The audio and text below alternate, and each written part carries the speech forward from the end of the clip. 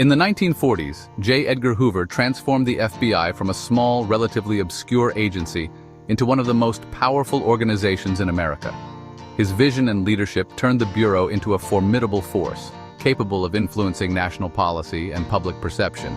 But his consolidation of power came at a significant cost: the erosion of civil liberties. Hoover's methods often involved overstepping legal boundaries, raising questions about the balance between security and freedom. How did it happen? How did one man manage to wield such immense power? Hoover's FBI, Power and Civil Liberties. Subscribe to Emgotv 1 for more captivating history content. Stay tuned as we delve deeper into the complexities of Hoover's reign. J. Edgar Hoover became FBI director in 1924, but the 1940s were his decade of consolidation. It was during this time that he truly cemented his control over the Bureau and expanded its influence. As America entered World War II, Hoover used the national security crisis to expand the FBI's reach, gaining unprecedented control over domestic intelligence. The war provided the perfect backdrop for Hoover to justify his actions and increase the Bureau's power. Hoover emphasized professionalism, modernized investigative techniques, and made the FBI synonymous with law and order. He introduced rigorous training programs and advanced forensic methods, setting new standards for law enforcement. But behind the polished image was a man who demanded total loyalty and kept his agents on a tight leash. Hoover's leadership style was authoritarian, and he tolerated no dissent within the ranks. Hoover's justification: protecting America from subversive elements.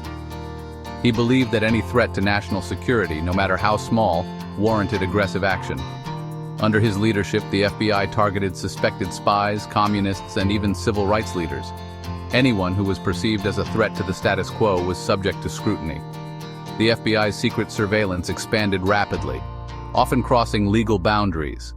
Wiretapping, infiltration, and other covert operations became standard practice, raising ethical and legal concerns.